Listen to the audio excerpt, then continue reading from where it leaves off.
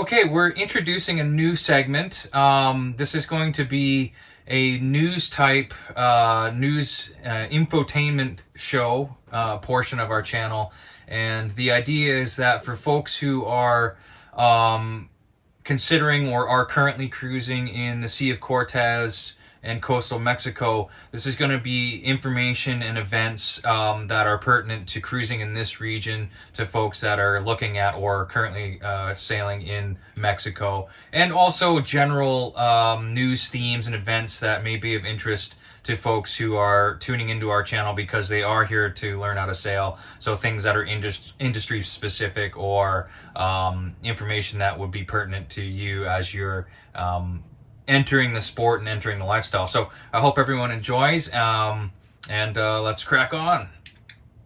Okay, so in our first story, we're going to be discussing a very recent incident that's just happened a few days ago, I think, within the last handful of days. So this is kind of a very recent event.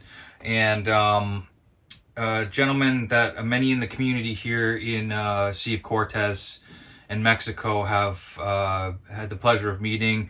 I personally don't know Charlie, but I know several people that are 6 degrees separated from me who know Charlie and say he's, one of those salt of the earth kind of guys and always willing to be there and help folks. But he just tragically recently lost his boat in Bahia Alcatraz, so that's up north in the Sea of Cortez, in the Canal de Ballena, and really, it's truly remarkable to see how people rally around in the cruising community. That's one of the things that really makes the sailing,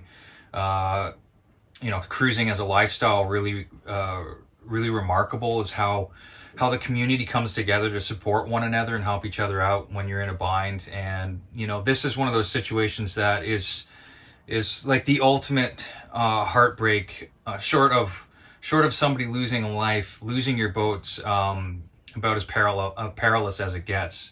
And unfortunately, Charlie has completely lost his boat, and we'll go here to a moment to his Instagram, where he's shown a couple more photos and a little bit more insight into what happened. But this is amazing. $13,000, over $13,000 has already been raised for him.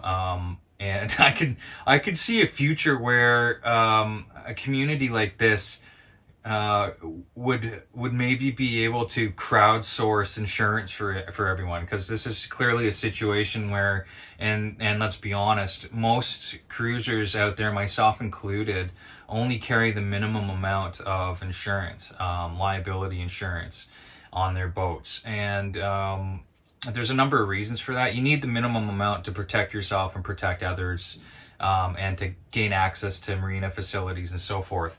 But for those cruising around on older boats, it may be impossible to get approval for insurance.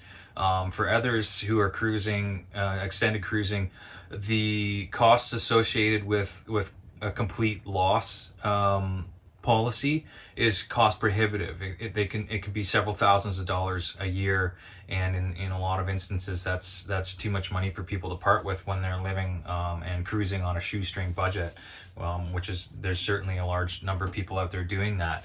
So this is really cool to see the community rally around. They've raised over $13,000 for him. It looks like he suffered an engine failure and was relying on sales alone. And also, of course, it's the Swiss cheese model that you may have heard of in certainly in aviation. Any pilots who are watching this will be familiar with this analogy, where you have so many layers of cheese and there's a number of holes in each layer, and the more layers of cheese with holes in them, which is analogous to deficiencies, right? So it could be deficiencies in your planning, deficiencies in your training, deficiencies in your boat itself. The more of these deficiencies that stack up, or detrimental circumstances that stack up, so you have engine failure, and then you have inclement weather, and then you have maybe exhaustion from doing a passage and not sleeping well or whatever. And all these things, they start to stack up, and the more Swiss cheese slices that you have on top of each other, the more likely you're going to line up a hole that goes right through, and that's analogous to completely, well, sinking your ship, literally, right? So this is something that is a bit of a cautionary tale. I mean, stuff happens, right? It's, yeah, sometimes unpreventable that you will suffer an engine failure, and in that instance, you're just doing the best you can to mitigate your circumstances and get yourself to safe harbor, get your anchor down in a secure place where you can troubleshoot the issue and come up with a solution. In this case, it sounds like everything just stacked up against Charlie, and his boat went on the rocks, which was a catastrophic situation. It punched holes in the hull, and then on the next high tide, it took the boat off the rocks, and the boat went under the waves in a deeper section there, just off the Bahia. So it's a bit of a cautionary tale, where if you are cruising around and you do have engine problems, this happens. It happens almost every year. It's been 6 years that my wife and I have been cruising in the Sea of Cortez, and every year at least a couple boats that I know of have gone down in the Sea of Cortez or Mexico in general. And several of those instances are directly due to engine failure. And a lot of people have, and I'm not, this is not talking about Charlie at all, this is just a general observation, that a lot of people have a sort of complacency or an arrogance about them that, hey, this is sailing, right? So I'm a big salty sailing guy, and you don't need an engine. People sailed around for thousands of years without an engine. I can sail myself out of trouble. Just being completely frank with folks out there, that's not necessarily true, and you're putting another holy piece of Swiss cheese on the pile every time you're going navigating with engine problems. If you know you have engine problems and you're in safe harbor now, sort those problems out, please, because you're taking a huge risk in trying to complete a passage or navigating without your engine functioning, or some other means of a very reliable backup propulsion, right? We talk about redundancies in sailing. So our dinghy is an example of a redundancy. If our diesel goes down, I can side tie the dinghy. We have a 15 horse engine, and that's enough to push this boat around quite well. But how realistic is it in the circumstances or in the situation where you have really high seas and you've got to deploy the dinghy, and say you're on a passage and your dinghy's on deck and your outboard's on the transom, right? And now you've got to get the dinghy in the water, and you've got to get the engine back on the dinghy and do all this safely, and then side tie it and push your boat and hope that the weight of the boat isn't holding the dinghy down, and that you're swamping your dinghy and swamping your boat. You see how these things can just another term is called cascade failure, right? It's another term for that Swiss cheese model. So you can see how it becomes quickly a situation that spirals out of control, cascading failure. And the best thing that we can do as seamen, with prudent seamanship, is to avoid putting yourself in that situation. Avoid going to sea and going to complete a passage if you have a serious deficiency like that. It's like going to sea with a broken shroud, right? So let's continue to support Charlie. This is really heartening to see how many people have donated. He lost everything. He lost his home. He lost all of his possessions. His boat was his home. So this is really cool to see that people are rallying around. And wouldn't it be cool in a perfect world where none of us need to pay insurance anymore? People can just make a donation. Like one person here, the Scanlon family, $2,000. Like, that's incredibly generous. What an incredible gesture, right? $100, and so on, right? So, I mean, what a cool thought that we could all look after each other, and maybe I contribute $100 here, $50 there, and that just, completely saved somebody's circumstances, not to be dramatic, I'm not going to say saved his life, but I mean, $13,000 in a time of need where you've just lost everything is, that's huge, right? That's huge. So, and it's $50 or $20 or $100 to somebody, that to me, that's real insurance right there. So, maybe we can put the insurance companies out of business and crowdfund each other's dreams, right? At least within a community, like, this is phenomenal. But let's get into the story a little bit more here. So he says on the 16th, so we're only talking a few days ago at the time of this recording, sank after a harrowing accident. Charlie had been battling with engine issues and was forced to sail Corunna motorless in the early morning hours. The combination of gale force winds and powerful currents in the Canal de Ballena drove Corunna onto the rocks on the shore of Bahia Alcatraz.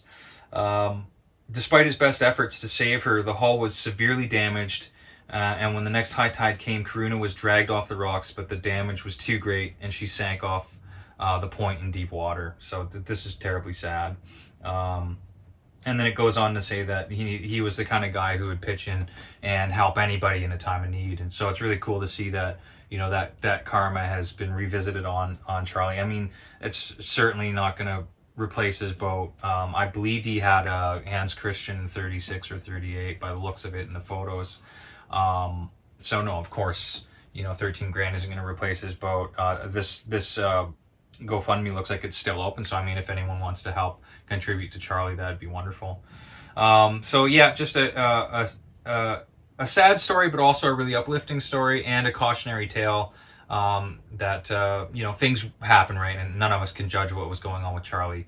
That just sounds like just the ultimate confluence of bad luck, right? And bad circumstances. But just keep that in mind when you're planning and preparing your boat, that, let's not add to the Swiss cheese, let's not add holes into it. So in this second story, I'm not going to show particulars because it just happened yesterday or today. Folks that I know have been working on their boat for several years, probably about 4 years, refitting a boat that they brought back from the brink of landfill, probably. So they've put their heart and soul into this boat. They just lost their rig. After all this time refitting the boat, they just put the boat back in the water, and in some rougher conditions. I don't know whether they were under sail or not. It's unclear, and I haven't had a chance to talk with them yet. So that's why, out of respect for them, their privacy, I'm not going to share any particulars. But they lost their rig. They had to cut it free, and consequently it got caught up in their prop. And from what I've seen, it looks like it's pulled the prop shaft back into the rudder as well. So pretty extensive damage. Again, really heartbreaking scenario where folks have put so much time and money into refitting a boat, to have a situation like that derail their plans indefinitely, right? A conservative estimate would put it at 30 grand, if you were to say you could get a secondhand rig that fits the boat for 10 grand, plus reinstalling new standing rigging, another 10 grand in materials, plus sales, easily another 10 grand. That's a $30,000 setback easily, not even talking about potential labor involved, wiring for the rig and all this. So really, really heartbreaking setback. And I hope that they can recover from this. I hope this isn't the end of the road for them, because they've put so much of their heart and soul into this refit, and they just launched their boat within the last month. They launched it, brought it here, hauled it out, and did a bunch more work to it. And they've only been in the water for a matter of a couple weeks, maybe 3 weeks, and now this. So really, really heartbreaking. I don't like to share these kind of stories. It doesn't make anyone feel good. But again, cautionary tale, I guess. Just be very mindful to carefully inspect your rigging. They've just done a full refit, so the rigging was all new. It was a Dyneema rig, so that's something to look into. to see if there was some kind of deficiency with the material, or I don't really know. You know, and I don't want to speculate because, like I said, it just happened, and it's really sad for them. But just regardless of whether you've gone with a Dyneema rig or you have standing rig, stainless wire that's maybe older or whatever the case is, or even new, regularly inspect your rig, get up and down the mast. And if you're unable to, hire really qualified folks that you can count on to get up and down and check all the terminals and make sure that everything's in good shape. Because yeah, again, there's nothing that's going to derail your plans. I mean, they're fine. No one was injured, thankfully. And the boat was recovered, and they were towed back to safe harbor, and they've already put the boat on the hard. So they're fine. But I mean, what a gut punch, right? So keep that in mind. Duly check over your rig. Make sure that that's not going to derail your plans and shoot an arrow right through the heart of your dreams, because I'm sure that's how they feel right now. And let's wish them all the best, put the good vibes out there, and hopefully some of that will stick to them and they'll be able to recover. So this next story, a little less tragic, right, and a little more uplifting. So the Baja HaHa, for the 29th year, I believe it is, has kicked off now. And the Baja HaHa fleet is making its way down the coast. So in their 29th year, I believe it's the 29th year that the Baja HaHa has been running. And they are now in Mexico. So they've for the most part, I think almost everyone is probably finished coming down the Baja Peninsula. And let's kick on over here to the page. So that was just a shot there, a couple of photos from, I mean, some beautiful photos. So this looks like it's probably Bahia Tortugas. Yeah, I believe that's Bahia Tortugas on the Baja coming down the west coast. So right now, the fleet is making its way to various points in the Sea of Cortez. And let's get back to the menu here. So let's just take a look at where everyone is at right now.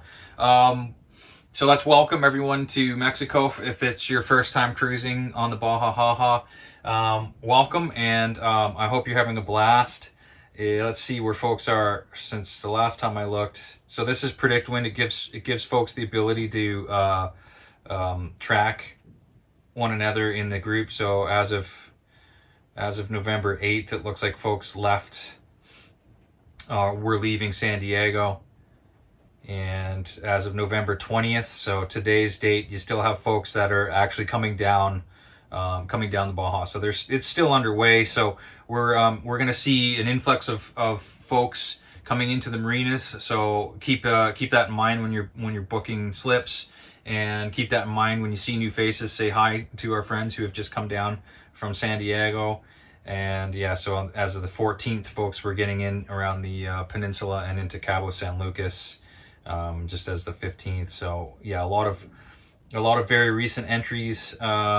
Again, as of today, folks are coming around Cabo Falso here and entering into the La Paz area, up on this is just north of, or actually just anchored out in Espiritu Santo.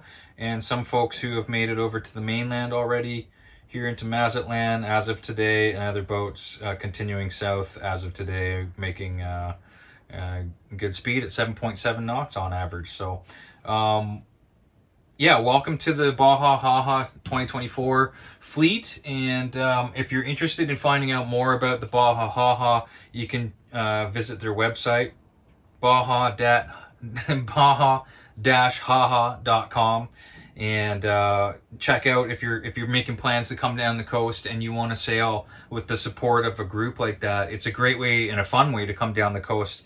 And let's pop back into the gallery here. because they have all sorts of really cool events that also involve the community. For example, when you get into Baja Tortugas, they have an annual baseball game, I believe it is. We didn't do it, my wife and I, when we came down, so I'm just talking, secondhand. But they'll throw a baseball game with the community and get all the locals involved and have a big party on the beach and everything, which is really, really cool. Because the community out there in Baja Tortugas is super remote, and so it's a really cool way to, each year to have this influx of tourism to the town, just briefly, but even still, it fills the bars and restaurants and fills the beaches with activity. You can see some of the photos here of the folks playing baseball, and isn't that cool, huh? That's a bit of a better view of it. Yeah, games like tug of war. So really, really fun, family-oriented event, and hanging out on the beach here. It looks like a really great time. So, if you're considering coming down, you want the support of a fleet around you in case you do have an engine failure or you need a spare or something like that. It's a great way to really, put that community right around you. And there's definitely safety in numbers. It's a really well-organized event, has been for many, many years. Like I said, almost 29 years. And I mean, look at this. Some of these photos are just fantastic. Photo credit here to Jeremy Snyder on the SC52 Sweetheart. I'm not sure what that is, but I'm assuming that's the name of his boat. But some really great photos here from Jeremy Schneider. Just to give you an idea, like what a beautiful event. Like this is a great photo. This is probably the fleet leaving from San Diego, if I have to guess. And really cool photos. What a great event. So welcome to the Baja HaHa 2024 fleet, and say hi, keep your eyes out for everybody. And I hope everyone's having a great time. Also just to mention, 131 entries this year in the HaHa 24. So that's incredible participation. There's been rumors in recent years, more recently, that they may be discontinuing the HaHa. And I imagine there's all kinds of like legal hurdles and expenses and stuff like that, and logistics. It's not an easy thing to put on an event like that where you're sailing literally 1,000 miles with 131 boats. So really good turnout this year. Hopefully this thing keeps going. Let's show it whatever support we can. If it's something you're considering sailing down to Mexico and you want to do it with the comfort of people around you, a group like that, keep that in mind. Check out their website, get in touch and get involved, and hopefully this thing will keep going for many years to come. And just finally, our last story is going to be about an exciting visitor we had here local to San Carlos, Marina San Carlos. But before we get right into that, just a quick note that if you are sailing in Mexico, we've created this community, Sailing Mexico, and this is a really fun and interactive group of people that are here actively cruising. It's pretty well administrated group to keep the riffraff down and keep it very focused on people who are here and actively sailing. So you're not getting spammed with ads and a bunch of stuff that's going on. It's very targeted and meant to be sort of like the town hall for everyone who's sailing in the Sea of Cortez, sailing in Mexico. So for people who are looking to solicit any kind of advice or help or trade, or buy a dinghy or trade a piece of equipment or anything like that, this is a good resource for everyone here. And so come in, we've posted, pertinent stuff that's going on in the community that may be of interest to you. So please do feel free to join Sailing Mexico on Facebook, and hopefully you'll get some really good value out of that and plug yourself into a bigger community. Because like I said, that's one of the most wonderful things about the sailing lifestyle is that sense of community, and you buy a boat, you're immediately in the club, you're patched in, right? So definitely hop on with us. So that brings us to this last story, just for fun. Let me play this video for you guys. This is something wild. How do we get in here? Here we go.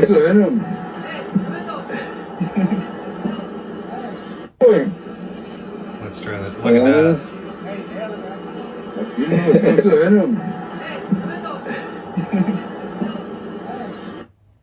Let's play. Look at that. So, that is cool, man.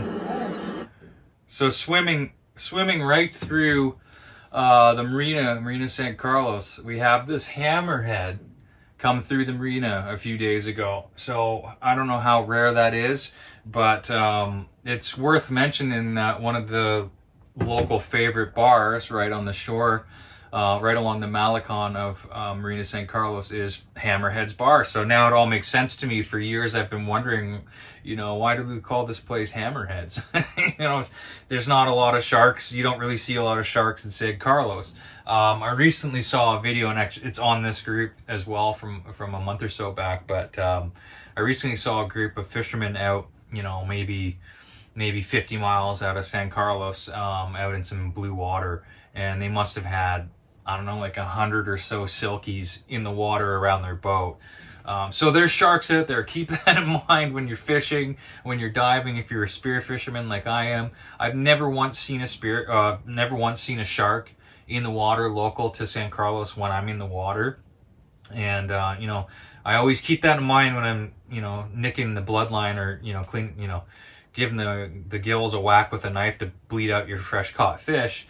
You can be in a cloud of blood in the water, and the thought does occur to me that, hey, this is the Sea of Cortez. It can be a sharky place, and this is just another really good reminder that, the man in the gray suit is ever present, and here he is swimming right through one of our local marinas, and it's worthwhile to check out Hammerheads.